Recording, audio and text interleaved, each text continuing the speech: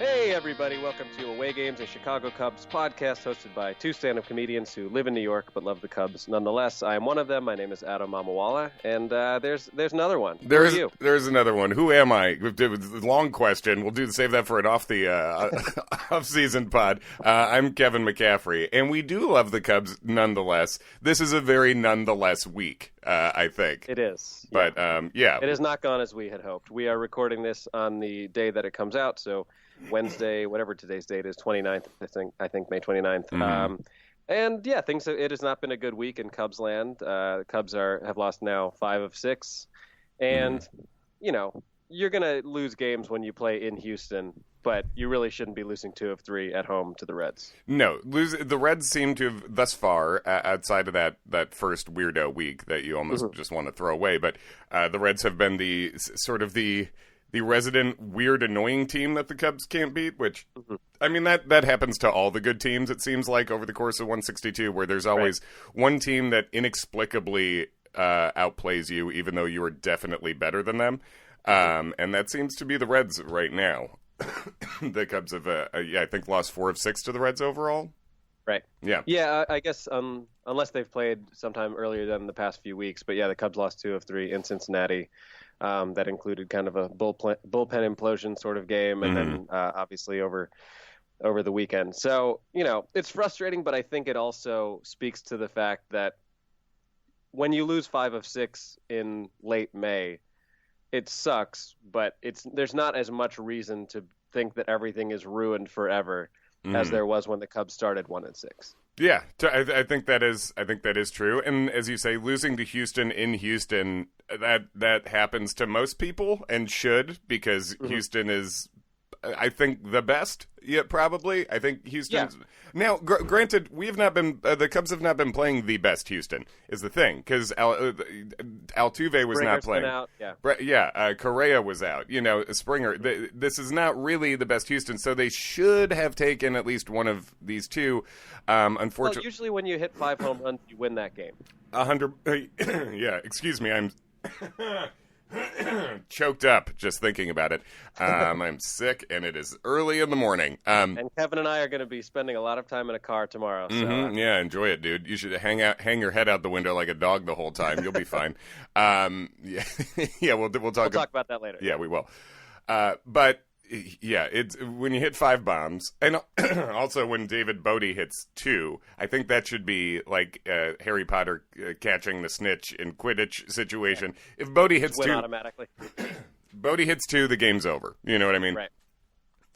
But we kind of knew regression of some. If Bodie hits 2 or Hendricks hits 1. Yes, either one of those. That should be a deal. Game over. Thank you. I do think Hendricks is going to hit 1 this year. By the way, I think he's got it in him. I think it's going to happen. That's a pointless prediction.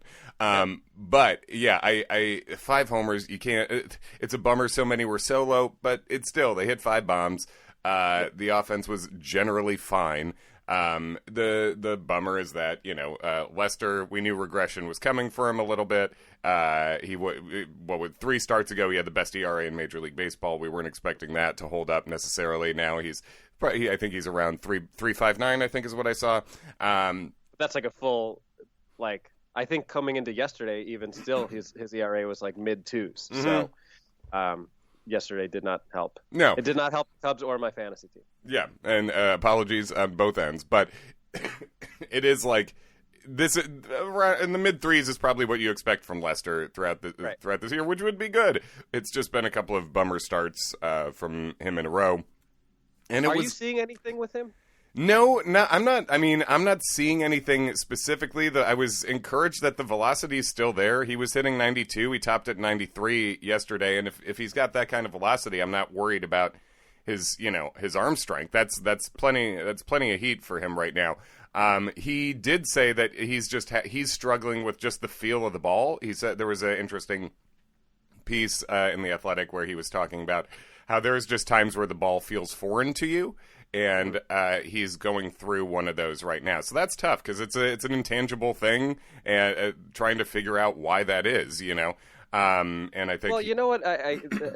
We don't always do it as comedians who host a baseball podcast, but I would think that there's a certain level of repetition in both fields that like, you ever get to a point with a joke where you're like, I know that people are laughing at this, but why is it funny? Like, I can't even feel why it's funny anymore. 100%, yeah. And there must be some, analogy there to baseball. Like, John Lester has thrown how many pitches in his life? There has to be times where your brain is just like, I know I'm doing everything the same way, but something feels weird to me. Oh, yeah, 100%. I mean, I think we should, and since there is 1 million Cubs podcasts out there, we should talk about connections to comedy and be funny sometimes. Might as well use the angle. But, that absolutely happens, both where you stop understanding why your own joke works. I have one bit on my album that when I heard it played, I did it all the time, and it makes me money on Sirius. It's played a decent amount, and I heard it, and I'm like, I don't know what the joke is here. Is this done? It's just there. I guess it works. I don't know why. And then, by the same token, sometimes you'll be doing a bit you like, and it crushes for a while, and then it stops working so much, and it's hard to tell why that is. And in a non-comedy way, I'm very bad at sleeping. And you sleep every damn day of your life. You know what I mean? Like, you should be pretty good at it by your mid-30s. But I still suck. So, sometimes things just get weird on you, and it seems like Lester's going through a period of that right now. And I think it's cool that he was open enough to talk about it. Like, I'm not feeling the ball right now. And then Brad Brock came in and had a rough time, too. Ugh. Yeah. It was tough. Yeah, and that was especially frustrating after, Cubs are up 3-1, then they go down 6-3, tie the game up, and then the next inning, or that same inning, cough it up again. So I'll give you one very positive thing. I don't know if you watched the game last night, but I did, yeah. Hayward looks great. Mm-hmm. He hit 4 balls extremely hard to left field or left center. 2 of them were caught, but if you look at, I don't know where one looks this up, but if you look at his exit velocity from yesterday, I would almost be willing to bet you that every ball is coming off at over 100 miles an hour because he hit the home run.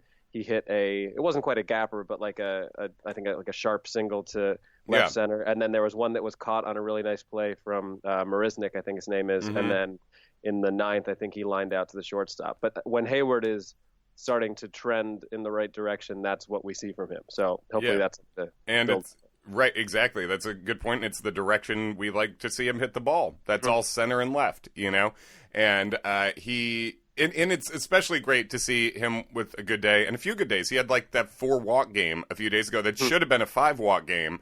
When he there was a way outside ball that was called a strike. And then he snapped the bat over his knee. I saw the bat over the knee. I didn't know what the reason was. Yeah, he should have walked, and it was in the 9th, too, in a tight game. The Cubs lost, so that sucked. But point being, Hayward had that good start, and then a very bad stretch after that. And you kind of worried, he's back to the Hayward of the last couple years. And this week has shown maybe not. Maybe another readjustment here, and maybe, I'm not expecting Hayward to be 320 homer guy, but if he's OBPing at 350 right now, and as you say, hitting the ball harder, and that is great. That is really encouraging to see right now. Well, yeah, between that and seeing Bodie, obviously, not only with 2 home runs, but also with a double, and actually playing he made a great play at third. In an inning. I mean, it saved Lester one more run, I guess, because I think it was at the end of that inning. So especially with Bodie's struggles recently, that's good to see.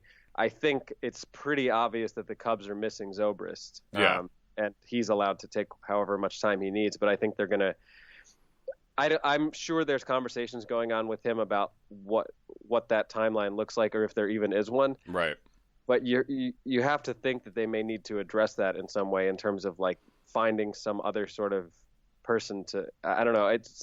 I feel like his presence is being missed, even though he hadn't necessarily been hitting that well. No, but you're still missing him because the biggest bat the Cubs added in the offseason, Daniel Descalso, has not been hitting, unfortunately. Right. He has not. His numbers are not good since basically the first. He had a stretch a couple weeks in where he had like a weird run of always knocking in a runner in scoring position, and then since then, he's not hitting very well. He's hitting like Daniel Descalso hit before last year, basically.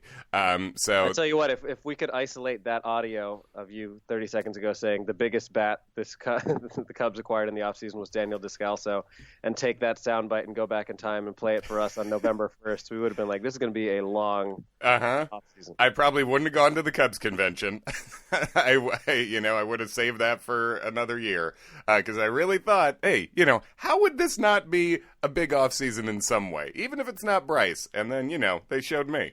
So that's something. I seem to remember an episode that you hosted with your brother when I was not available, where the tagline was, "We're fine with Descalso as long as that's not the whole offseason." Yeah, and I think right now, at this point, as we are about to enter June, I think taking a peek at what the offseason was, not that we don't know, but just analyzing it a little bit, this is a good time to do that because we had, God bless him, I think you and I both really enjoy watching a guy get called up to the majors, even if he's up there for a minute and that's it. It's nice to see people get that debut and reach that level in their life, Mm-hmm. And Jim Adducci got that this week. And that's great for him, and I'm happy for him. Here's the other side of that. The Cubs are a team in the middle of their window with World Series aspirations, and with a DH in their lineup, they're hitting Jim Adducci in the 5-hole against the Houston Astros. That means y'all done fucked up. That should not be a way that your lineup can be set up if you set your team up right, unless your whole plane was filled with a virus that knocked out your 25 starters. That shows that you did not do what you needed to do in the offseason. Jim Adduci in the 5-hole is some 2012 shit. That is 2012 ass. Absolutely. That is friggin' Micah Hoffpower ass sort of lineup. That is. He had one hell of a game against the Mets. Oh yeah, no, he had his moments. I was a Brian Lahair guy too. There was a lot of those weirdo era dudes that were fun at the time because we had no other way to have fun. We should have other ways to have fun now. There were other guys that should have been signed for not that much money. Here, and one of them would have been signed for a lot of money, but when it takes us back to when people would say, not sure they need Bryce, not sure that there's room in the outfield for Bryce Harper. There was, and that could have been, maybe he could have hit 5th instead of Jim Adduci that day.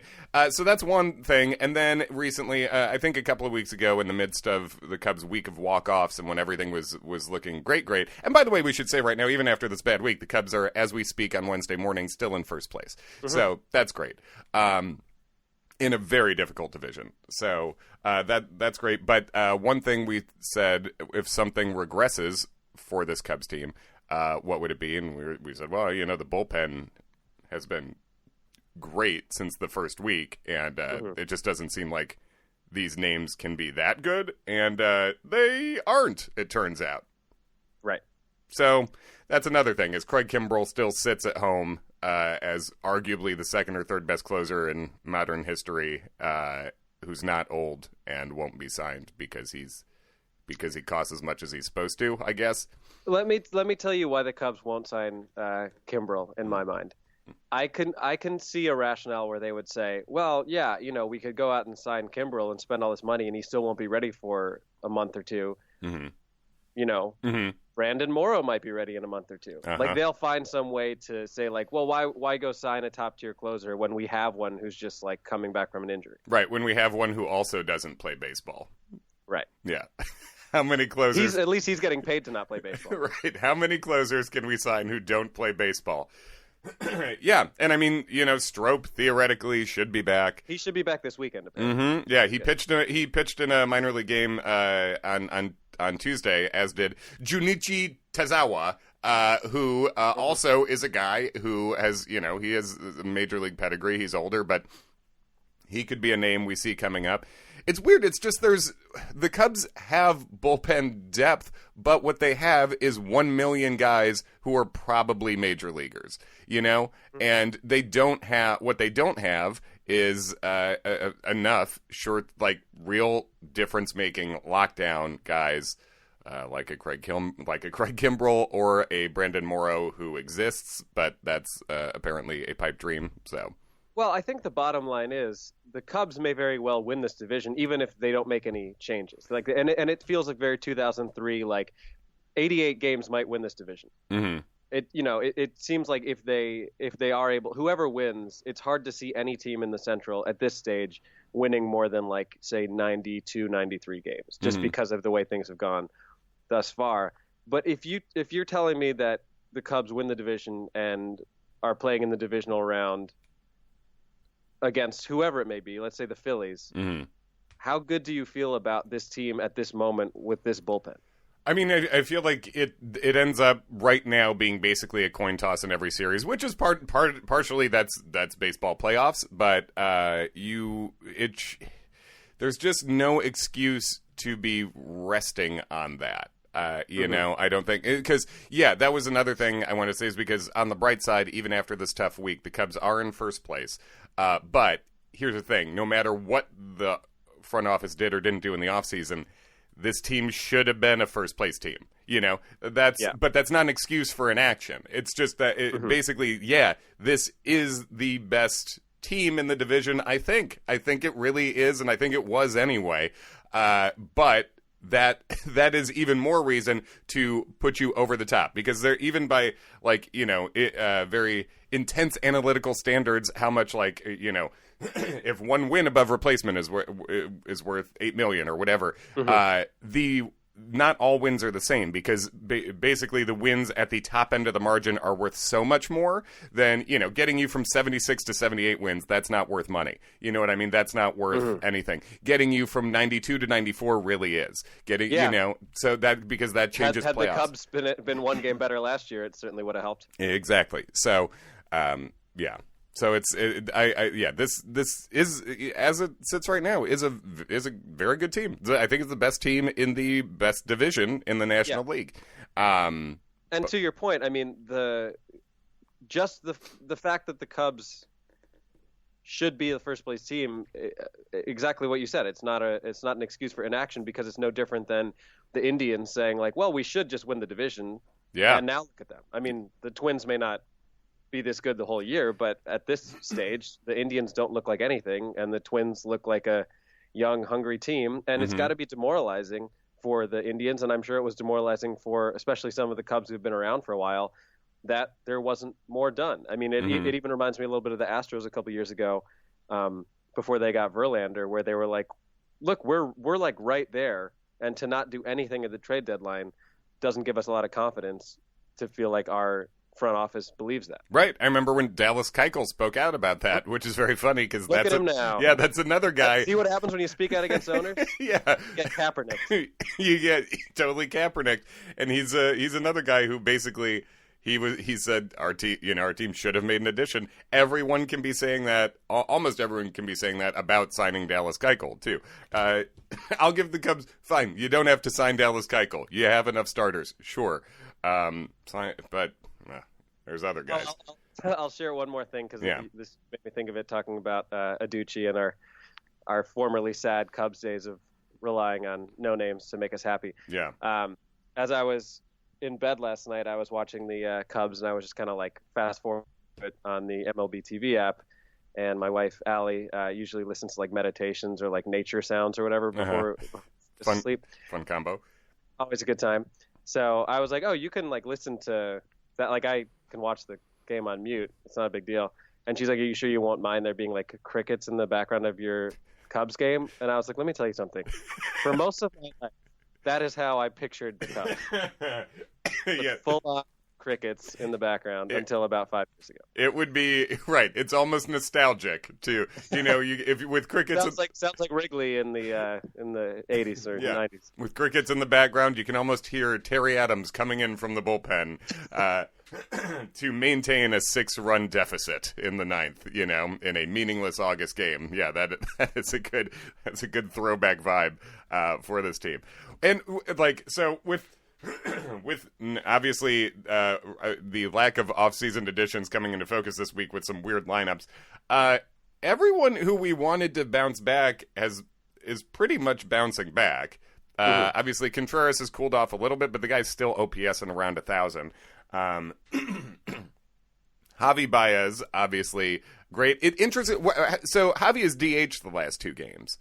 I do kind of like that, but I would like to see Wilson DH on Wednesday, which I guess, because I enjoy using the DH to try to give these guys who are going to be overworked some rest, Well, I think with Javi, it's specifically because of the heel injury. Right. Yeah. Like, it's not just to get him rest. I think it's because he still hasn't quite looked right coming off of that bizarre injury that you and I witnessed. Yeah. And he still, right. And he still hasn't looked right, at the plate, really, over the last couple days. Although Garrett Cole is hard, so that's his, big strikeout game, whatever, that's fine. That happens.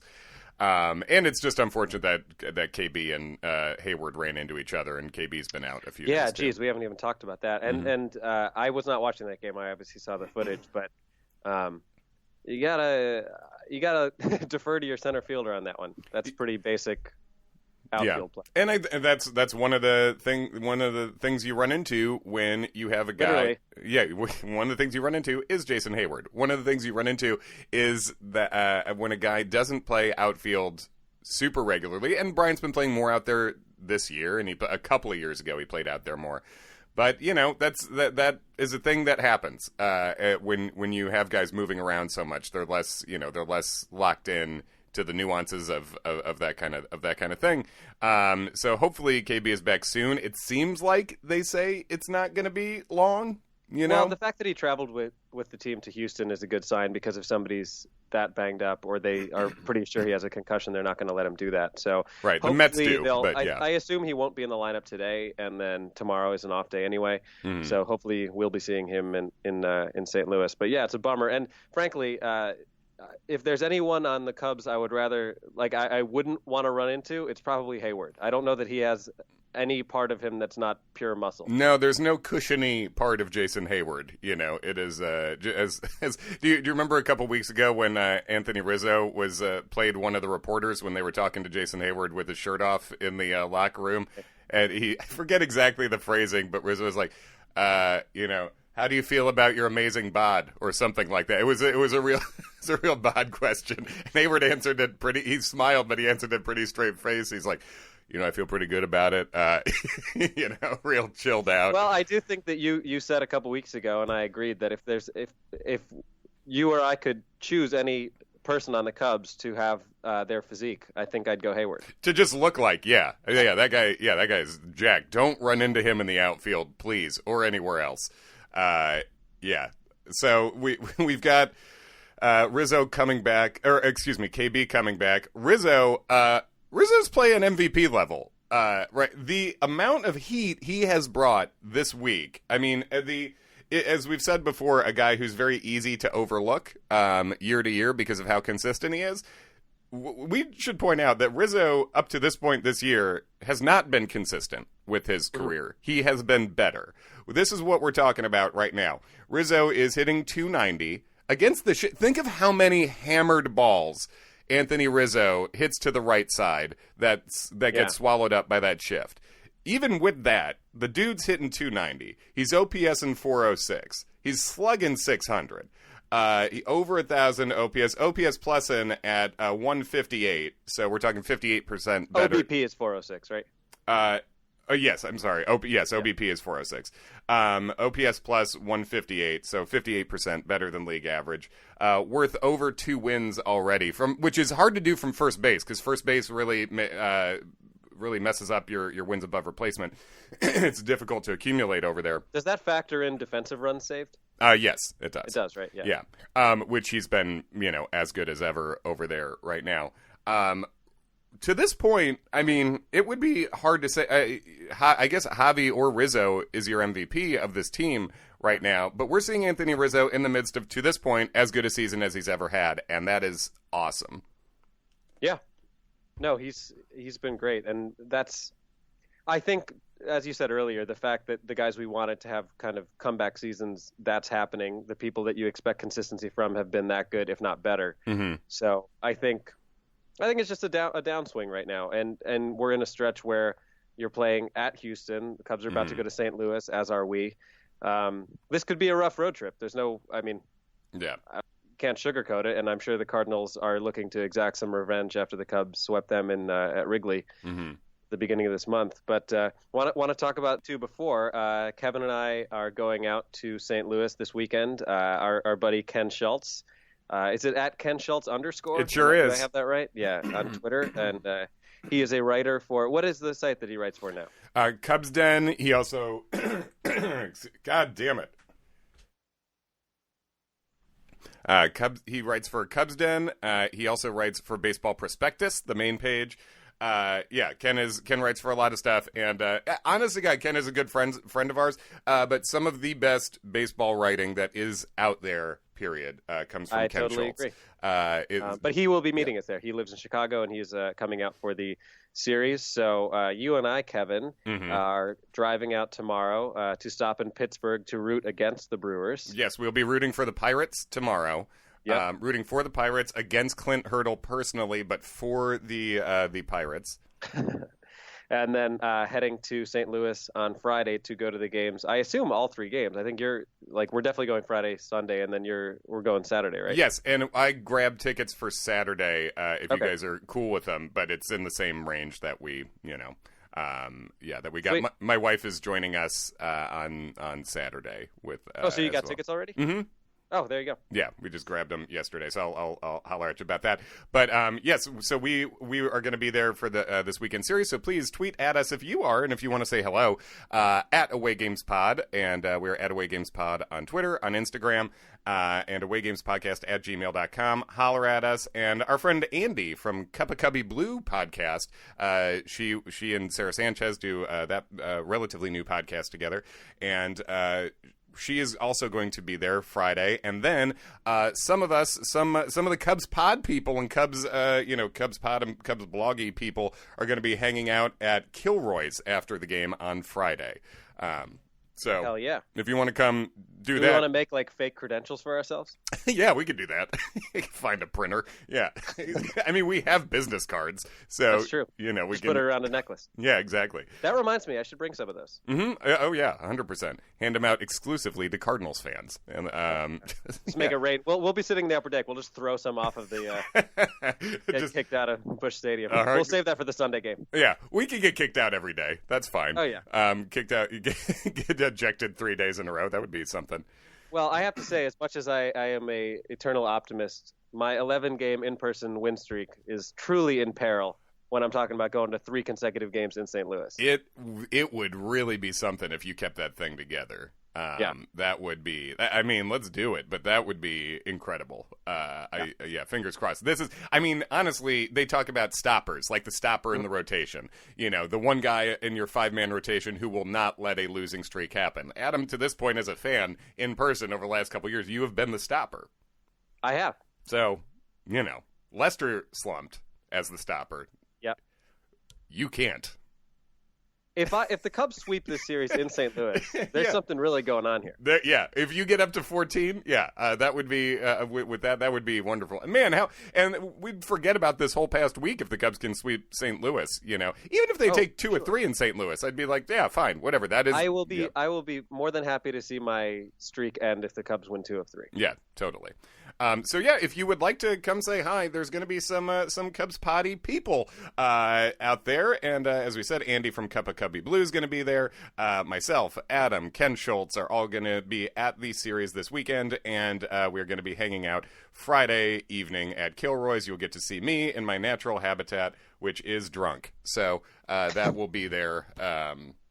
On Friday night. I was thinking of wearing a Sosa jersey to one of the games just to troll Cardinals fans. What are your thoughts? Sure. I think Sosa. I think, you know me, we are both Hashtag SJWs. We are Sosa Justice Warriors, and I am all about wearing a Sosa jersey at any time. For what any are they going to reason. say? PEDs? Yeah, right. Yeah, he's jacked up like Yachty's chest protector on weird substances. Fine, no big deal. I want to wear a Sosa jersey in Big Mac land. That's what I want. Exactly. That's yes, it is. I think that is perfectly cool. I guess I got to bring a variety of things. I got my got my Zambrano jersey. Mr. Comeback, Carlos Zambrano. Well, that's a great one to wear. I mean, you and I are driving out, and then you're sticking around the Midwest for a while, and I'm flying back on Sunday. And I've already kind of thought through, like, is it a bad idea for me to just go into a St. Louis airport wearing a bunch of Cubs stuff? Am I going to, like, get randomly searched for sure because of that? Right. You might, you should just, but if you do get randomly searched wearing Cubs stuff, you should just have a lot of 2016 World Series, like, tchotchkes and things in your pockets. Like, oh my God, I'm sorry, is this another one? What is this? This is a photograph of the moment when Kyle Schwarber put the ball on the scoreboard? How did that get in there? I'm so sorry. I also think the airport is going to be pretty chock full of people wearing, the primarily blue color. On Sunday.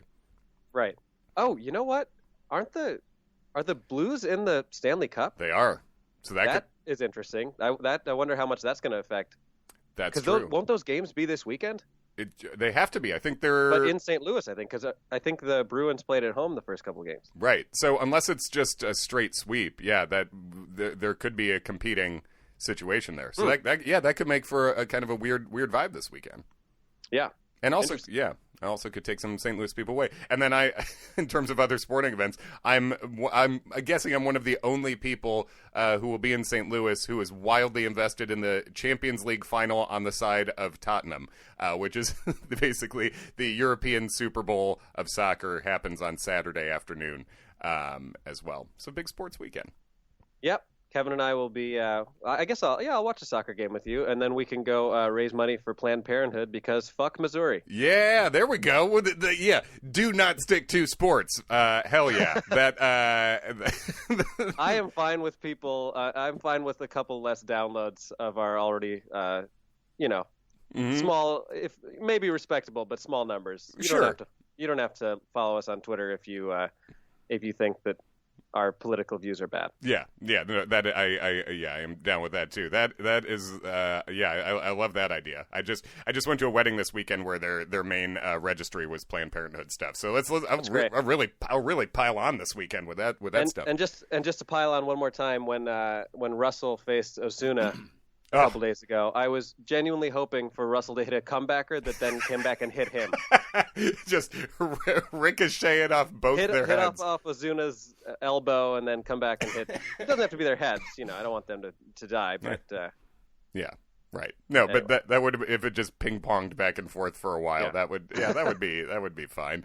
On the baseball end, Addison Russell has played well this week, and that has been, as Ken messaged to us, that was the first Cubs go-ahead homer he could ever remember not actually it's weird. Emotionally cheering for. So that's a fun element to this year, too.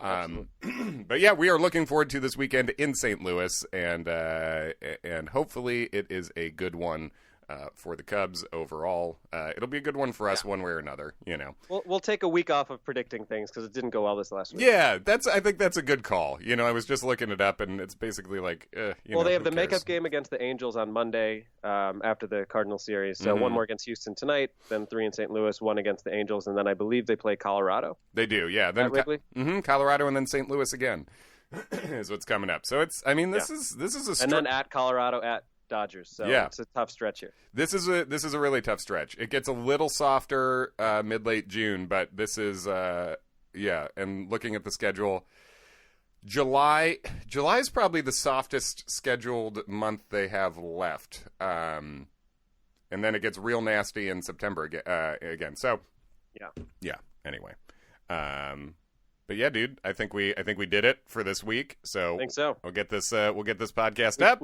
We talked longer than usual, and you are sick, so sorry about that. No, that's all right. Yeah, we're good. I'll try to get it together for this weekend. But follow us at Away Games Pod on Twitter, on Instagram, and come say hello if you're in St. Louis this weekend. Cool. Cool. All right. Bye.